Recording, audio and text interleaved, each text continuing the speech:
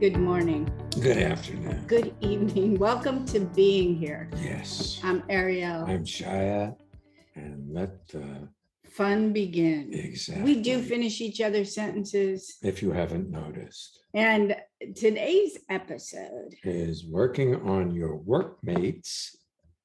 Doesn't work either. That's a play on, we started out with working on yourself doesn't work. That was our first book. Our second book was going to be working on your relationship doesn't work, but it was changed to a positive thing, how to create a magical relationship. But it's true, working on your relationship doesn't work, and neither does working on your workmate. And working on yourself definitely doesn't. Oh my goodness, I guess it all starts with me. It starts with you. That's right. It's all your fault. Is this your first time listening to us? Well, then let's do that. Let's listen. If you listen to this many times, let's pretend it's your first time. Well, it is because this is the first time we've done this show. Absolutely. In this moment. That's right. With these guests. That's right. And with us sitting here in our lovely, lovely office on a very gray day. I don't know what the day will be like when we release this episode, but it's gray and warm and muggy and lovely. So you can complain about anything, by the way. Gray and warm doesn't sound like lovely. Well, yes. But it is.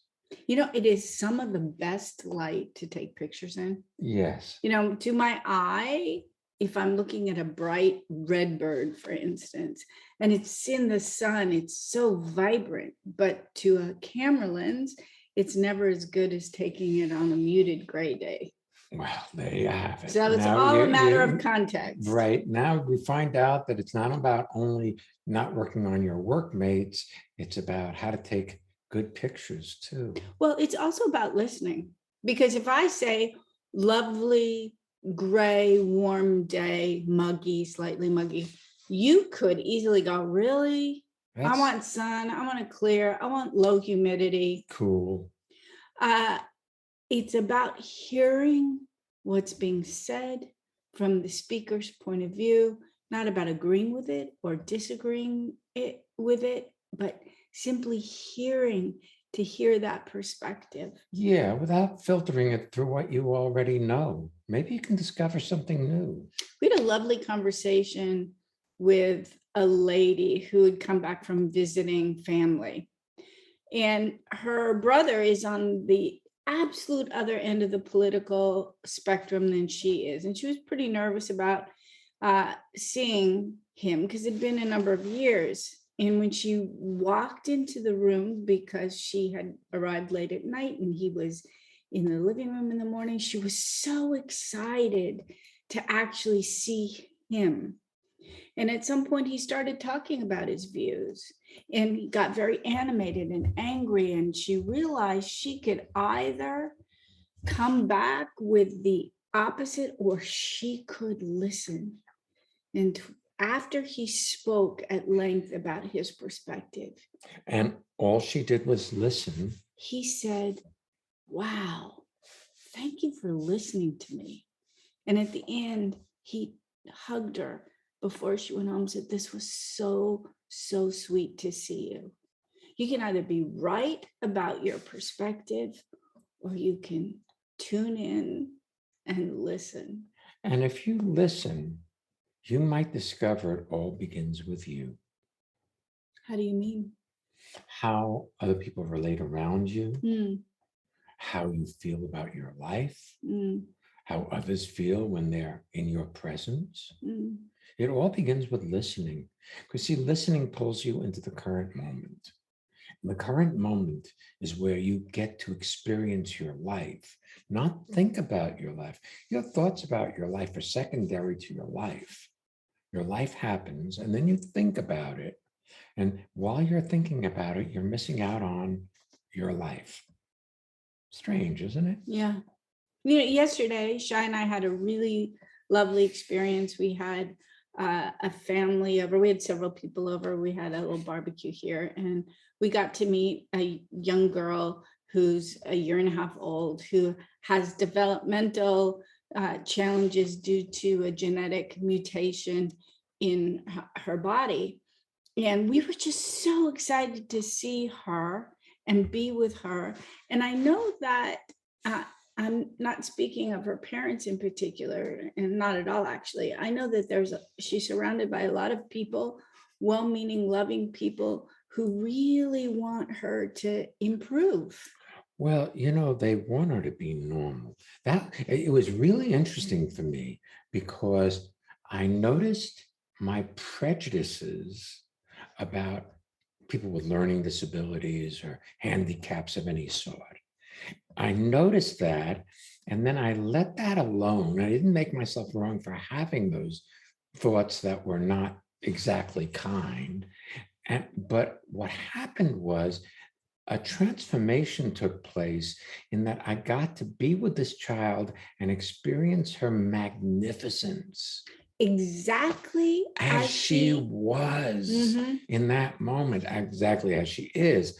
And that there was nothing wrong with her. She was a perfect baby child in exactly as she was. Really interesting happened. This child transformed in our presence.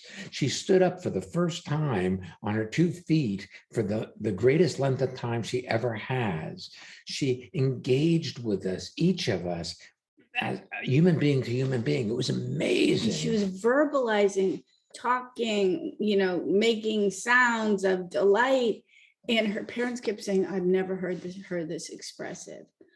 We were not trying to fix her, change her, make her better. And we're not going to try to make you better either. And when she first arrived, this will go back to workmates, don't worry. When she first arrived, there was no eye contact. And I went, oh, this is part of her. She doesn't make eye contact. I could have called her name and tried to get her to look at me so I would feel more comfortable. But we all just embraced her exactly as she was and had so much fun. And pretty soon she was staring at us. We were making faces back and forth with each other. We were dancing, we were playing. It was a blast. And completely unexpected. Yes, because it wasn't something we were aiming for. We weren't planning to in any way try to bring this child out. One other thing, we have a large mirror in our dining room, and she started to be fascinated by herself. So she'd make a move, and the baby in the mirror would make a move. And it was fascinating to her. And I feel as if it's a good schematic for life. We have somebody out there angry at us. Well, maybe we're making a move and they're mirroring a move, maybe not. But there's the possibility that if you allow for what is, it has the potential for completion. You resist it, you justify it, you're right about it. You intensify the dynamic between you and that person in the mirror. Like that one? I like that one, but what if everybody is that person in the mirror? Shh, don't tell them yet. They might get upset. Well, they'll get upset if they're upset. That's true. If they're not upset, they might hear that the people in the mirror are a reflection of you and how you're going about interacting with life. So there's nothing you need to do but get here.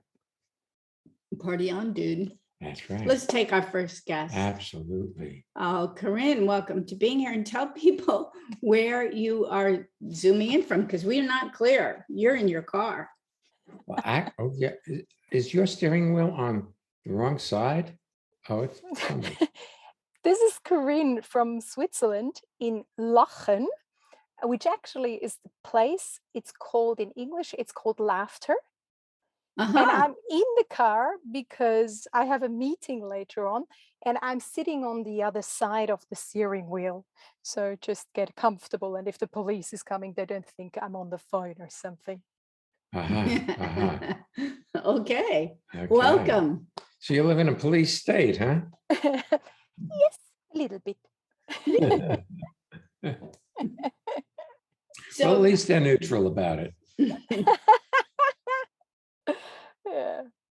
Well, you suggested this title and the description, so good on ya, and welcome. And what can we do for you?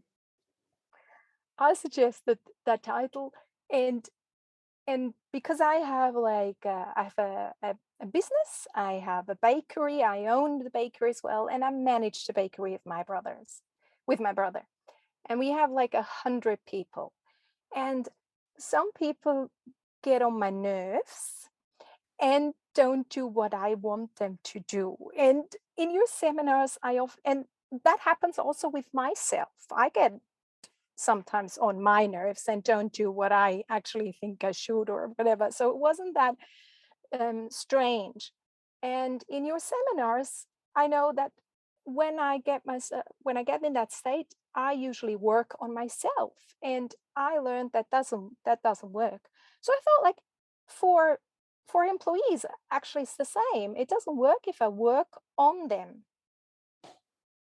So that was my question, like how can I manage people without working on them too much? And the other thing, what I just heard. Wait. Notice you don't want to work on them too much. You caught us with that one. I want to work on them a little. Please make them less annoying. Yes. Well, I'll tell you how you go about it. Yes. Look at yourself. See, if you find them annoying, you're already annoyed. They're doing what they're doing. They can't help but do what they're doing. And you can't help but do what you're doing. And if you get annoyed and blame it on them, you're not looking to see that you're already upset or annoyed. That's so true. But it also can be in concurrence with something happening in that individual's life. So what do you mean by concurrence?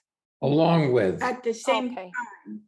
Mm-hmm. So not too long ago, a friend of ours came over, somebody we spend quite a bit of time with, good friend, and every little thing she did, I found irritating, and I was noticing it. And I found that what came out of my mouth was kind and nice, and I was intersecting or interacting with her the way I generally do.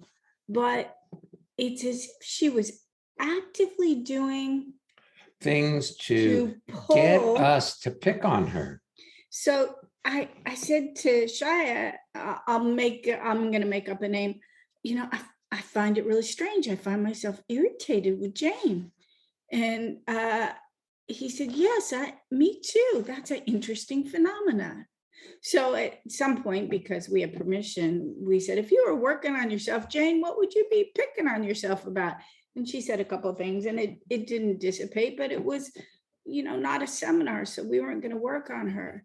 So it was really for us to manage or I'll speak for myself, to manage that part of me that is still irritatable. Yeah. And at some point I'll probably give her a call and find out if she's okay. You okay? You seemed a little rocky the other day. But I know you can't do that at work. Not really. But there's the possibility that if somebody is picking on themselves, they're going to request it. They're going to pull on you to pick on them the way they're picking on them. Yes, that makes that makes really sense. And I can also almost see the difference, because what you said, Shia, before, I know that some people react, and on some days, I don't care. They're doing their things. And on other days, I'm like upset and it annoys me. Exactly. And there is another thing sometimes, or another feeling, that's what you described, Ariel, where it's like, it's like things are coming out, but my feelings are different. I'm like that, where I'm like, why am I what a state of like don't know. And that makes sense. Like if and it feels like they try to pull on me. Well, Mom, anybody that's incompletions with their mother and you're their boss, they're going to act out those incompletions with you. And then it's up to you whether or not you take it personally. But I also find if you have any lingering incompletions with your mother or ways of being with your mom of old, which you're not exercising right now, but you still judge, you will be very intolerant of those who have those same mechanisms. You won't have compassion for what they're going through because you don't have compassion for yourself. Yeah. Well, there are 3 principles to instantaneous transformation. The first one, it's an idea, we call it a principle, but it's an idea. First one is anything you don't like or don't want will persist and will get stronger, and eventually will get you to scream at them. Yes. Okay, so that's the first principle. Anything you don't like sticks around. So if you apply it to your employees, anything you don't like about them will continue because your dislike for it keeps it in place. Okay, that's the first principle. The second principle is that life shows up exactly as it does in the current moment, and you can only be exactly as you are in the current moment. So trying to fix you or change you doesn't really work because you can only be the way you are right now. Now, coincidental to that, they can only be the way they are. So working on yourself doesn't work because you have ideas that have been programmed into you about what a better you would be, and you're not that. You're the way you are right now. And it's perfect. That's the third principle. Life shows up perfectly, and if you allow it to be the way it is, it completes itself in a moment, in an instant, in an Augenblick. Yes. Feels like it's a blink of an eye for those of you who don't understand. Or the moment, depending on how you translate my the German translation. It's interesting. I have here in front of us a ring light, and the light puts out light that's diffused, so it lights our face. So when we speak to you, you can see us because we're doing this video. In the best possible light. Yes, in the best possible light. But it requires to be plugged in so that it gets electricity to the light. So the light it's not just a freestanding light, it has a power source. And on those days, you find yourself irritated. It's almost as if you've plugged in. You've noticed how people will pull on you to be irritated with them. But have you noticed how you pull on people to be irritating?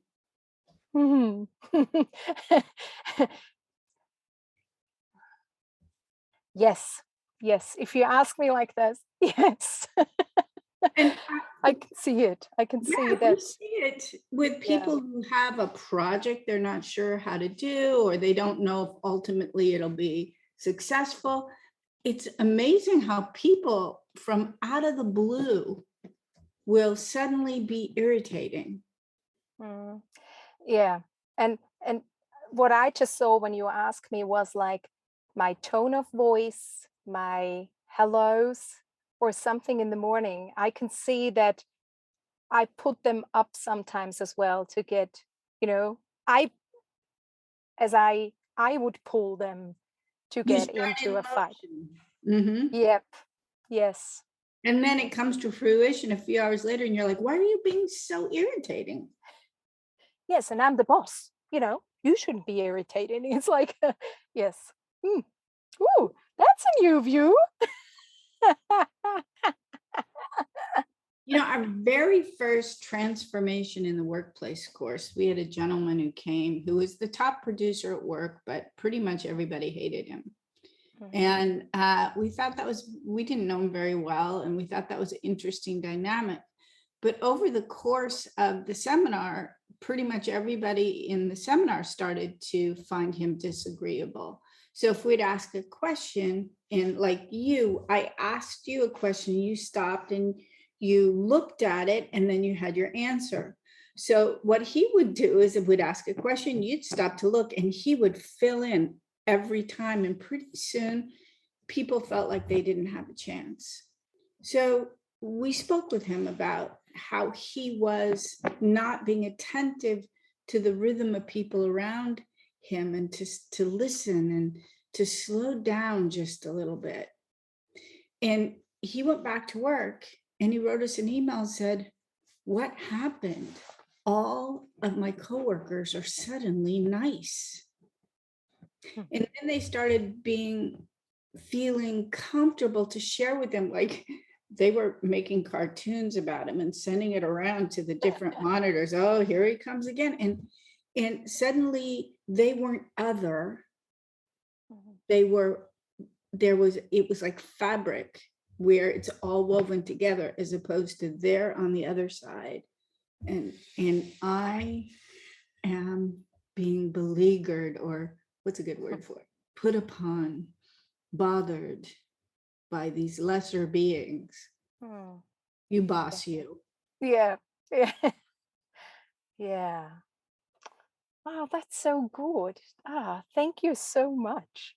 Welcome. Very, very welcome. Thanks for this topic. It's fun. I know we're releasing it in the summer. People are like, "What? I don't want to have to think about work in the summer." But yes. Awesome. And my title, when I send it to you, it didn't have the thing like what at the end you have like it. What do you think if it's all about? Yeah, that wasn't in my suggestion. And when you read it out, I was like, it was always them doing it to you. So when it came back with it's all you, you were like, wait. Yes, but our discussion, yes. Thank you. Listen into being here and let the fun begin. Yes. Thank you so much. You're Thank so you welcome. so much.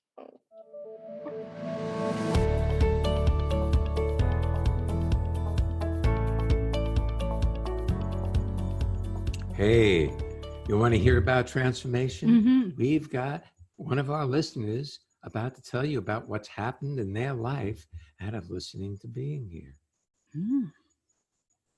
This is Dave. I'm in Oxford in the United Kingdom. The seminars and the podcasts and all the transformational materials, including the blog and the website, for me are such a support. No matter where I am in the world, I can access and find the ease in my life that I just can't find anywhere else. Do you want to have well-being with consistency? Connect with people all over the world from the comfort of your own home at Erin & Shire's lively interactive Living Made Easy virtual seminars. Join any of their 2-hour online events or take a deep dive into the magic of being you at a virtual weekend seminar. Come on, let's connect. Find out more and register at transformationmadeeasy.com. We invite you to join us virtually and in person. This upcoming Saturday and next Monday are our Living Made Easy seminars. They're 2-hour events, as most of you know, or many of you know, and you're invited. And then we're doing a weekend seminar virtually, Intimacy, September 17th and 18th, and you're invited. Wow. I love that. Intimacy with everyone and everything, where you're actually able to experience and savor what you're up to, as opposed to getting on to the real thing, whatever that might be. That's such a gift. Or lost in thoughts about what you should be doing or could be doing. Yeah. Ever do that during sex? I know this is a thing, we're talking about workmates, but I know that sometimes people are working on their workmates and their thoughts while they're in the midst of intimacy, there's another possibility. Being in nature. We're going to do a residential group, actually in person. I realized I was looking at it. Our last group was in 2020, the beginning of March. Wow. So it's the first in-person group in 2.5 years. It's at a lovely being in nature area in New Jersey with wildlife, and the trees will be turning, and there'll be some amazing people, and you're invited. You can find out about any and all of our seminars on our website, transformationmadeeasy.com. Let's take our next guests. Yes. All right. Arna, Ralph, welcome to being here. Where are you zooming in from? Hey, guys. Yeah, we are zooming in from Cologne, Germany. Okay. We're happy to be on the call. Thank you. Yeah. You're welcome. So what can we do for you fellas? We also are self-employed. We run a theater here in Cologne together, and we are also colleagues on stage as we also play. So I think this is sometimes I feel that those are two different stages, being the boss and then also having such a relationship, very close relationship with other actors in a play. And yeah, what we came up and we saw the title, and that was very compelling for us, and we were like, "Oh, that's our topic at the moment." And when I read the "Maybe It's All You," I was like, "What?" But then I thought, yes, there is something in that, because in your seminars that we are attending for a couple of years now, or for more than a couple of years, 24. we heard that concept already, that there's a lot, that things have a lot to do with yourself. And let me stop you for a second. It's not that things have a lot to do with yourself. That was kind of like, I don't want to work on them so much. Yes. Yes, we It's all a reflection of how you're doing. Yeah. We listened to the show before, and the talk with Corinne, and I laughed so much when you interact with her a few times. So it was, because so many things are the same with us. So and I'm happy that I was really happy to see that we are not alone. That this is not special to us. And also but what if you are alone, and what if it is special to you? See, making everybody else does it makes it okay may not be true. Everybody else complains, but if you start complaining, then pretty soon your life is one big complaint. And you're complaining about your life rather than living your life. So it's paradoxical. On the one hand, yes, it's pretty universal, but on the other hand, you can't fob it off on it being universal. It's all you, each of you, because since you are colleagues also, the way of relating starts with the two of you. However, similar to, I know that you came to a lot of Costa Ricas with us, and hopefully by the time this airs, we will have Costa Rica on again. But one of the things we've noticed, and we'll probably notice it at Camp Tecumseh, when you have somebody come and they're in a room with somebody, even if it's someone they haven't met before, if we set them up as roommates, before long, they become a single entity where, Ralph, you look at Arna, and at the end of the day, you'll say, Shai was a little slow on those steps. And Arna will say, yeah, and Ariel was rushing them. And then you get into a singular opinion, and they become, and in this case, we become other. So you will collect somebody to agree with your perspective. And one of the things I've seen that's been really powerful in a relationship is when you can hear what the other person says and you don't disagree nor endorse it. When you hear it. Mhm.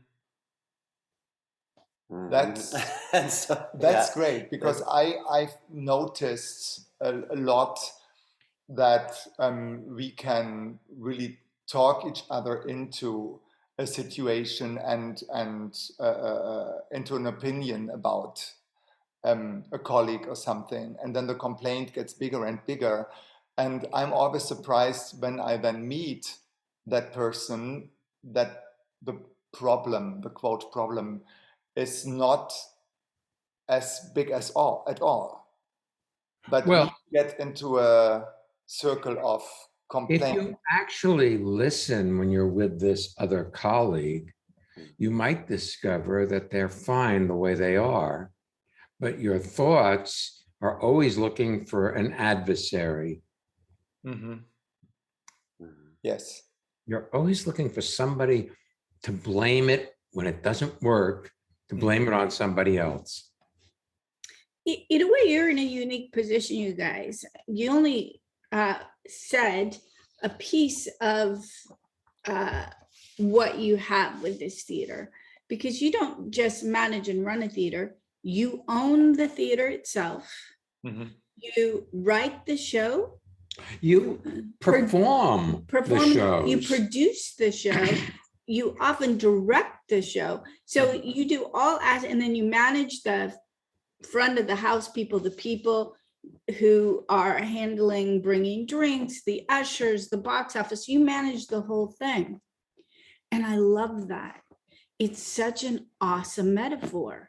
What if in our lives, we are the owner of the theater in which our life is played, we produce it, we direct it, we hire the actors. And we act in it. And it's all us. Mm-hmm. And you are so skillful. You know what will get a laugh and you rehearse it. And if it's not quite right, you shift it. You also know what will bring on irritation. That's true. Yes. I noticed Arna's like, that's true. And you're like, let me think about that. Yeah. But see, that's one of the things you have to offer each other. So let's go back to, I know you were listening to the earlier when I talked about the other day when Jane came over. Jane came over and she happened to be in another room. And I said, wow, Jane didn't do XYZ. And Chaya said to me, Ariel, you are imposing your culture on Jane. In her family culture, that was not an option. And him calling me on my crap, or SH*T! It popped it. And suddenly I'm looking at, I'm off balance, and looking at the dynamic of it rather than being irritated. Well, I was caught by wherever I wanted to go, she was standing. So if I wanted to get to the sink to wash a dish, she was between me and that. If I wanted to cut up something on the counter, she was standing right in the way. And then she put our knives back in a different order than I put them. And everything was geared to bother me if I was going to get bothered by her. It was an awesome dynamic. But I had to keep taking myself out of the desire to get angry because it was there for me. I was looking for it, and I was watching my mechanical nature and my observation nature. And when I observed it, the mechanical nature faded. And when I took my own side in the matter, it always got stronger. You know, it's fun, Ralph. You write the plays that you perform. Mhm. So clearly you are very skilled at writing different points of view, because you have characters, you get the characters in lots of fun problems, and then you work them out by the end. So it's when Shia said he took his own side, it's as if he's writing it from the character Shia, and from the character Shia's point of view, Jane is in his way. And from Jane's point of view, she's just kind of lost and wandering around because she was preoccupied yesterday with something, or the day before, whenever it was she was here. Mhm. Nice. Yeah. And what I found interesting when you said that we know what is irritating, and Anna said, yes, that's true. And I was like, let me think about that. My thought was, yes, that's him. The irritating person is him. Of course, He's the irritating one. Who's going to be your partner that's the irritating person? Mm. Never you. I mean, you're perfect, aren't you? That being said, there have been times where Jane is me in this scenario, where I happen to be in Shia's way. I'm making that in air quotes. I'm standing between him and whatever. And what we do at that point, he's like, I'm finding you irritated. I'm finding you in my way.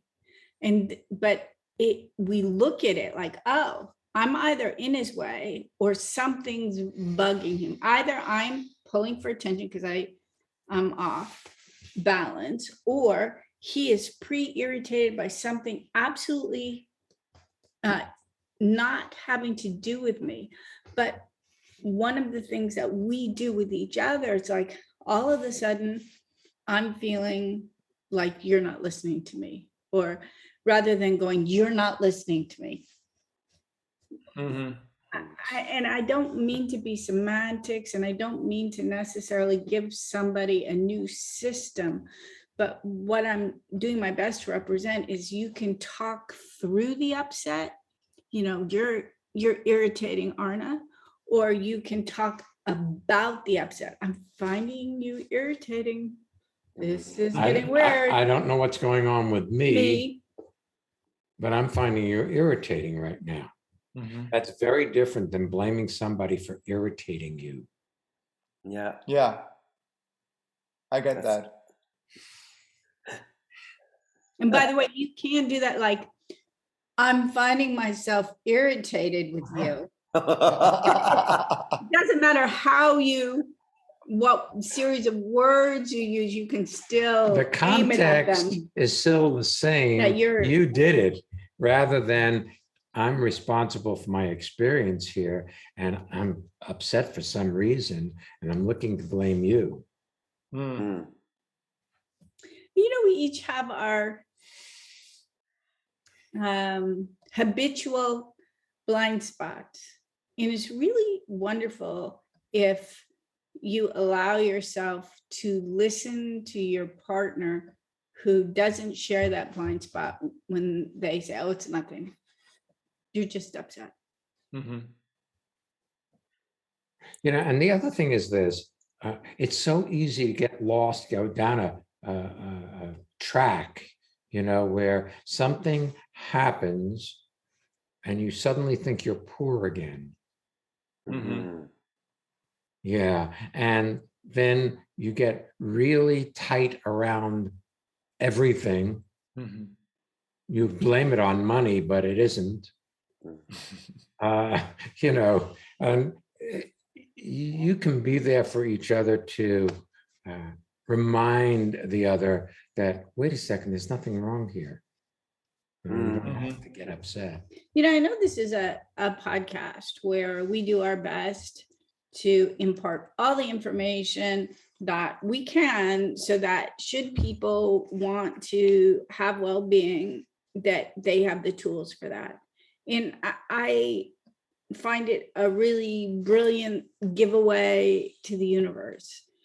However, I really want to take a moment and you said it, oh, we've known you for 24 years. And I know with your theater, there's the complexities of we often hold seminars or hold the Living Made Easies at time when you're either performing or rehearsing.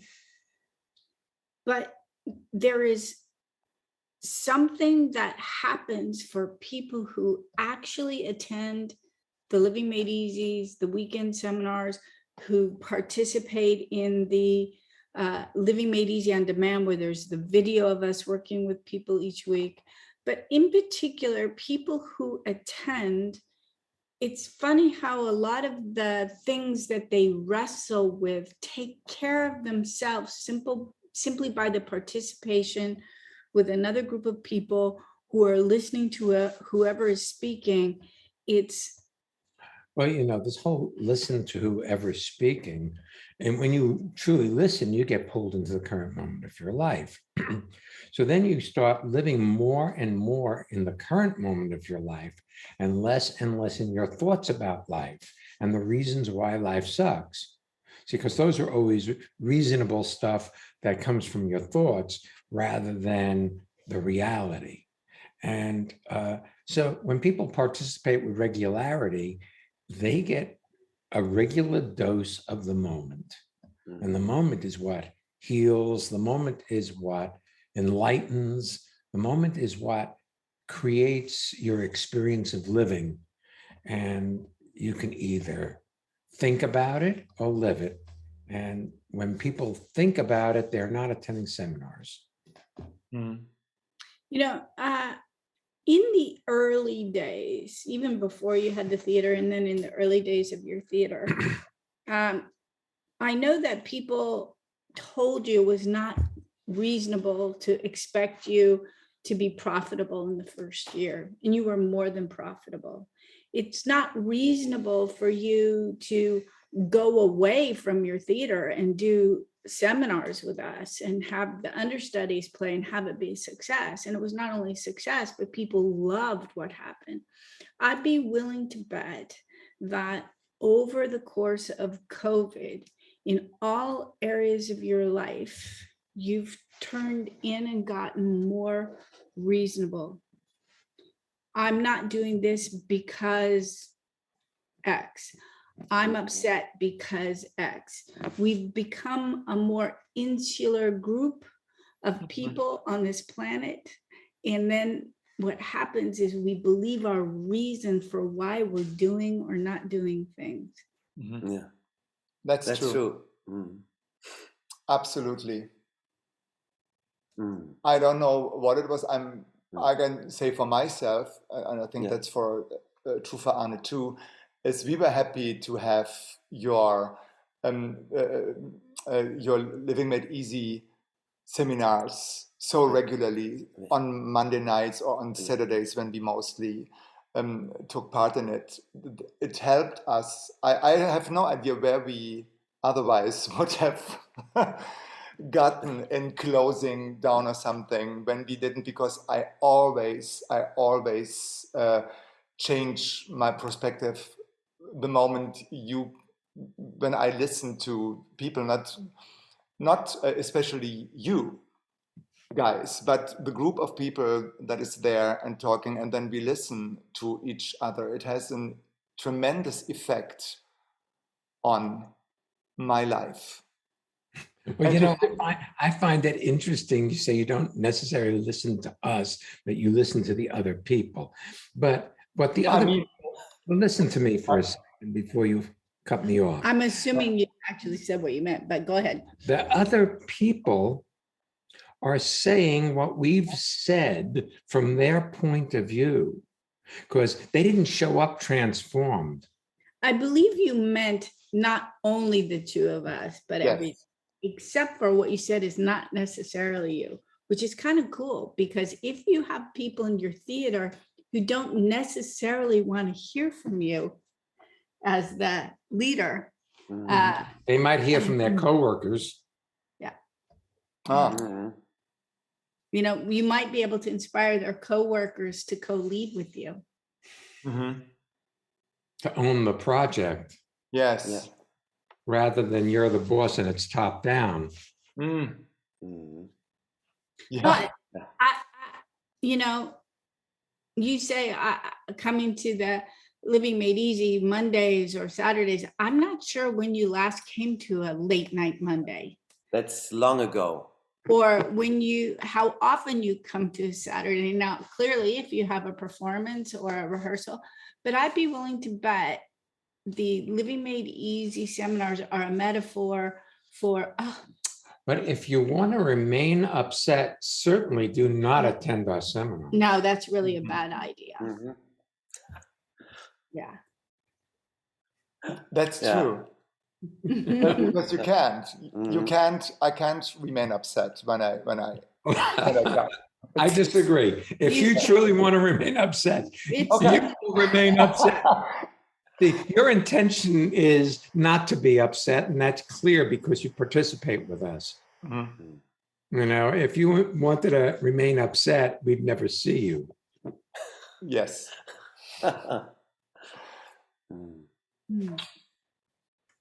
Yeah. Yeah. And it's so good to see you both or to hear you, and always the topic is what is the word? Doesn't matter. The topic doesn't matter. It's all good. After all the seminars or radio shows, I'm feeling good, and I'm feeling much lighter in me, and and I'm recognizing I love people. What they are telling, or what they have, their belongings, their stories, their heart. I feel their heart, and afterwards I feel my heart much more, and I'm happier.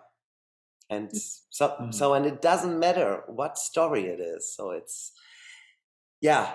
thank you for all the things. I have to say, this 24 years, because I said it before, my life, I don't know where I'm now, where I would be, and so not I'm likely together. Yeah, that's true. That's likely together. That's for sure. That's I think that's sure. You don't know, but you had to let your love for each other be the determining factor, rather than your wanting to be right that the other one was wrong. You know, and when transformation happens, and you two are clearly in sync, we can see it. I'm sure people can hear it, but the old days when you used to do things to actively bother each other or do things that were, well, you were actively bothering everybody. It was indiscriminate bother. Yeah, and then you get a partner, and then you treat them to that experience. I really, really seriously doubt if you would still be together, because that way of relating was destructive. And I feel so honored that you used the two of us as the catalytic agents so you could have what you were destined to have, which is this.